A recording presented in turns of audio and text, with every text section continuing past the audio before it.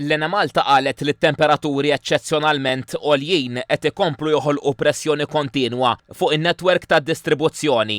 Waqt briefing mal-ġurnalisti, iċ-chairperson eżekuttiv tal-Ena Malta, l-Inġinier Ryan Fava, innota li tlieta id-domanda laħqet rekord ta' 741 megawatt, żieda ta' 80 megawatt fuq in-netwerk tal-pajjiż fuq l-2023. L-Inġinier Fava qal li bil-Kirkara, il-Gudja u Ħalluqa kienu fost l-aktar lokalitajiet li ġew affettwati mill-qtuħ tad-dawl. Fl-aħħar ħin qal li żdiedet mal-lista il-Belt Valletta. Is-sitwazzjoni hija sitwazzjoni li hija taħt kontroll. Nifhem ukoll is-sitwazzjoni tal-pubbliku illi min ikun qiegħed jesperjenza sitwazzjoni li jkun qiegħed bla dawl naturalment biex waħda feliċi fis-sitwazzjoni li ninsabu llum.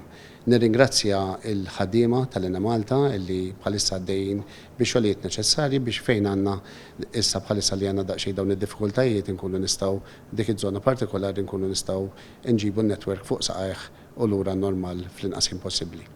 L-Inġinier Fava spjega li fil-Belt Valletta l-Ena Malta bdiet skavar biex tindirizza l-qtuħ ta' dawl li mmaterjalizza fl-aħħar sigħat. Dwar il-Belt Valletta qal ukoll li l-Ena Malta identifikat fejn tista' tella generators issa biex sakemm jissewwew il-cables, ir-residenti jingħataw il-provvista b'mod temporanju. It-tama hi qal li sal-ħamis filgħodu l-Ena Malta terġa' ġġib il-provvista fil-belt b'mod normali. L-Inġinier Fava spjega li fiż-żoni fejn tlestew ix-xogħlijiet ta' tisħiħ tan-netwerk, il-konnessjonijiet addizzjonali li nħolqu permezz ta' dawn l-investimenti ippermettew lit-timijiet tekniċi idawru l-provvista u jagħtu lura l-provvista tal-elettriku aktar malajr minkejja d-domanda rekord.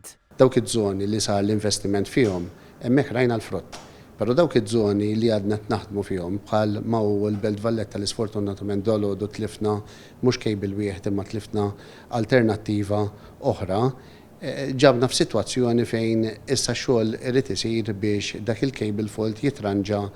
L-Inġinier Fava ċara wkoll rapporti fil-medja dwar allegati substations li setgħu ħadu n-nar mal-lejl. Il-każ qal isseħħ fis-substation ta' San Ġiljan f'inċident li stqarr minħabba temperaturi għoljin u suscettibbli li jiġri aktar. Rat ħajr lil ħaddiema tal-Ena Malta u lill-uffiċjali tal-Protezzjoni Ċivili li qal ħadu azzjoni b'mod immedjat biex din is-substation tintefa'. L-Inġinier Fava fakkar lil pubbliku li għal każijiet individwali minn min m'għandux kurrent fid-dar jista' javviċina lill-Ena Malta fuq 153.